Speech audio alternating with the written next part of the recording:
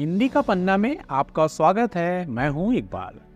इतिहास, ये शब्द सुनते ही ऐसा महसूस होता है जैसे हम गुजरे जमाने की बात कर।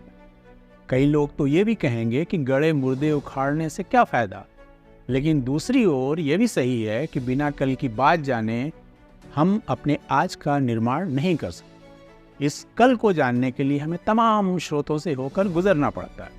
इतिहास का निर्माण कैसे होता है, क्या इतिहास में दर्ज होता है, क्या छूट जाता है, ये सब जानना बहुत ही दिलचस्प होता है। जिस दौर में हम जी रहे हैं उस दौर की कितनी बातें इतिहास में दर्ज की जाएंगी, कौन सी बातें भुला दी जाएंगी, ये कहना बहुत ही कठिन है। इसी तरह जब हम भारत के इतिहास की बात करते हैं तो अक्सर 1947 में आज़ादी मिलने के बाद हमारा इतिहास बंद हो जाता है। इतिहास की सामान्य पुस्तकें बस तभी तक की घटनाओं को दर्ज करती हैं। लेकिन हम आज आपके लिए इतिहास की एक ऐसी किताब लेकर हाजिर हुए हैं जो 1947 के बाद की बातें बताती है। ये केवल इतिहास ही नहीं बताती, बल्कि इसको पढ़कर बहुत सी बातें आपके मन में स्पष्ट हो जाए कि इतिहास क्या है, क्या नहीं। हम बात कर रहे हैं जाने माने इतिहासकार, पर्यावरणविद और विद्वान रामचंद्र गुहा की किताब भारत गांधी के बाद की। ये पुस्तक अंग्रेजी में लिखी उनकी पुस्तक इंडिया आफ्टर गांधी का हिंदी अनुवाद। किताब का अनुवाद सुशांत झा ने किया है, जो अखबारों, पत्रिकाओं और वेबसाइटों के लिए स्वतंत्र लेखन करते रहे। सुशांत झा दूरदर्शन, इंडिया न्यूज़ और नेहरू परिवार से संबंधित एक वेबसाइट से जुड़े रहे। अंग्रेजी में ख्याति प्राप्त करने के बाद इस पुस्तक का हिंदी का प्रथम संस्करण पेंगुइन बुक्स इंडिया यात्रा बुक्स के अंतर्गत 2012 में प्रकाशित। विद्वान लेखक रामचंद्र गुहा का इस पुस्तक के बारे में स्वयं मानना है कि उनका संपूर्ण कैरियर गांधी के बाद का भारत लिखने की एक वृहद और तकलीफदेह तैयारी। इस वक्त तक से आप इस पुस्तक की मौलिकता, उसकी सामग्री जुटाने में उनकी मेहनत और एक जीते जागते दौर को इतिहास की शक्ल में पेश करने की उनकी मेहनत को समझ सकते। ये वो दौर है जिसमें हमारे दादा पिताजी इस धरती पर रहे होंगे। उन्होंने बहुत कुछ उन घटनाओं को देखा, सुना और समझा होगा, और बहुत कुछ ऐसा जो हो सकता है उनके जरिए अब तक भी आया। क्या आप अपने उन पुरखों की आहट इस पुस्तक में पा सकेंगे? क्या पुरखे पुरनियों को याद करने का एक तरीका इतिहास में झांकना नहीं है? गांधी हम लोगों के सामने उपस्थित नहीं रहे, मगर क्या हम उन्हें बिल्कुल नहीं जानते? क्या इतिहास की बातों और तथ्यों के आधार पर हमें लड़ना चाहिए? ऐसे न जाने कितने सवाल ये पुस्तक पढ़ते हुए आपके मन को मथते रहेंगे। किताब का पहला अध्याय कह लीजिए या शुरुआत कह लीजिए, प्रस्तावना है, जिसका उपशीर्षक है एक अस्वाभाविक राष्ट्र। अर्थात भारत की स्वतंत्रता के समय और उसके पहले भारत को लेकर पश्चिमी विद्वानों के मन में जो विचार थे उनका प्रणयन। रामचंद्र गुहा ने प्रस्तावना की शुरुआत मिर्जा गालिब के 1827 में बनारस में लिखे एक शेर से किया है। वो शेर गालिब ने मुगल साम्राज्य के पतन की पृष्ठभूमि पर लिखा था, लेकिन उसका रचनात्मक उपयोग गुहा जी ने तत्कालीन भारत की स्थिति को दर्शाने के लिए किया है।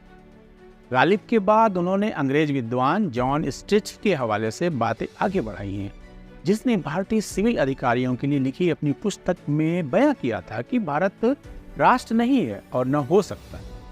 स्टिची के लिखे शब्दों के जरिए बताया गया है कि हिंदुस्तान महज एक सुविधाजनक नाम था। ये एक विशाल क्षेत्र का नाम था जिसमें कई सारे राष्ट्र साथ साथ रहते। दरअसल ये अंग्रेजों की, यह कह लीजिए पश्चिमी अवधारणा के हिसाब से, पश्चिम की विचारधारा में राष्ट्र की परिभाषा लोगों के समूह से की गई। राष्ट्र राज्य तक की अवधारणा तक पहुंचने में उन्हें समय लगा। अर्थात जब कोई समूह किसी भूमि पर अपना दावा करे तब राष्ट्र राज्य का निर्माण हो।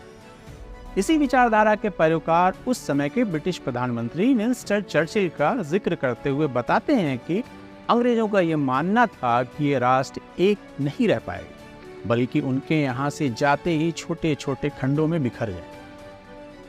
प्रस्तावना में इन बातों से शुरू करके रामचंद्र गुहा ने उन सभी समस्याओं की पड़ताल बहुत बारीकी और संक्षेप में की है जो भारत के सशक्त राष्ट्र बनने की राह में आने वाली है। उनके उन विषयों की जानकारी आपको किताब के अध्यायों के नाम देखकर भी हो जाएगी। प्रस्तावना के बाद इसमें कुल 17 अध्याय हैं जो 3 मुख्य खंडों में बटे हुए हैं। इसमें से पहले खंड का शीर्षक है और कारवां बनता गया। इसमें कुल 6 अध्याय हैं। आज़ादी और राष्ट्रपिता की हत्या, विभाजन का तर्क, टोकरी में सेब, एक रक्त रंजित हसीनवादी, शरणार्थी समस्या और गणराज, एक नए भारत की परिकल्पना। आज़ादी के समय अंग्रेजों द्वारा छोड़े गए समस्याओं की गहरी पड़ताल करने के बाद रामचंद्र गुहा ने अगला खंड भारत के उस नेतृत्व के नाम किया है जो उस समय कार्यरत, जिन्होंने उन समस्याओं के बावजूद जैसे भी हो सकता था इस विशाल और विविधता भरे देश को संभालने की कोशिश की और उपनिवेशवादियों को करारा जवाब दिया। किताब के दूसरे खंड का शीर्षक है नेहरू का भारत, जिसमें कुल 7 अध्याय हैं। इतिहास का सबसे बड़ा दांव, राष्ट्र और विश्व, देश का पुनर्गठन, प्रकृति पर विजय, कानून और इसके निर्माता, कश्मीर की रक्षा, आदिवासी समस्या। 15 अगस्त की आधी रात को जब देश एक नया सपना लेकर जग रहा था तब उसके शरीर पर सैकड़ों घाव। एक तरफ आज़ादी की खुशी थी मगर दूसरी ओर विभाजन और दंगों का दर्द भी था। महात्मा गांधी आज़ादी के जश्न में शामिल नहीं हो सके। उन्हें ऐसा भारत गंवारा नहीं था जिसमें हर ओर लोग एक दूसरे के खून के प्यासे थे। आखिरकार उस आग ने राष्ट्रपिता सहित हमसे बहुत कुछ छीन लिया। उस बरस प्रकृति भी जैसे भारत की स्थिति से नाखुश थी। बारिश नहीं हुई, कई इलाके सूखे की चपेट में थे, पैदावार कम हुआ था। ऐसी परिस्थिति में शरणार्थियों की समस्या विकराल होती जा रही थी। विभाजन के बाद की हिंसा ने अंदर से तोड़ रखा, तो उसी समय कश्मीर से कुछ और खबरें आने लगी। जिस सेना का भी भारतीय सेना के नाम से नामकरण संस्कार भी पूरी तरह नहीं हुआ था, उसे युद्ध लड़ना पड़ा। सैनिकों को यह भी नहीं पता था कि वो किससे लड़ रहे हैं। जिसे वो दुश्मन मान उस पर गोलियां चला रहे थे, कल तक उन्हीं के साथ मिलकर जोशीले गीत गाते हुए एक ही सेना के सिपाही थे। पूर्वोत्तर में जो आज आग लगी हुई है उसकी भनक भी उसी दौर में उठने लगी थी। इतनी समस्याओं के बीच केंद्रीय नेतृत्व को कभी कभी लगने लगता था कि वो दिशाहीन हो रहे हैं।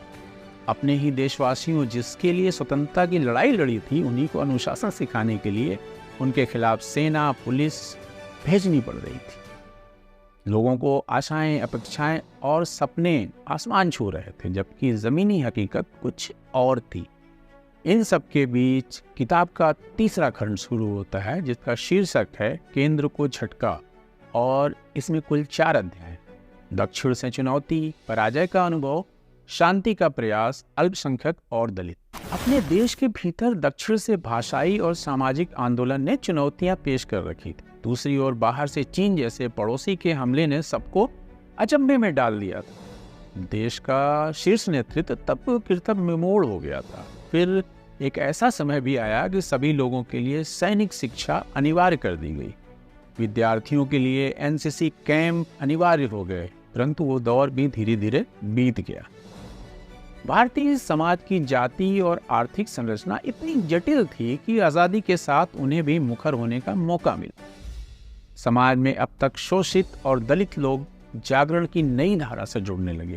इन जटिल और उबाऊ विषयों को रामचंद्र गुहा ने इतने दिलचस्प तरीके से लिखा है कि न केवल आपको घटनाओं की, उसके पीछे की भावभूमि की जानकारी मिलेगी, बल्कि उसके ऐतिहासिक विरासत से भी आप रूबरू हो सकेंगे। इसके अलावा आप ये जान सकेंगे कि इतिहास कैसे निर्मित होता है, क्योंकि ये उस दौर का इतिहास है जिसके बारे में बहुत कुछ हम लोग अपने बाप दादाओं और परदादाओं से सुन चुके।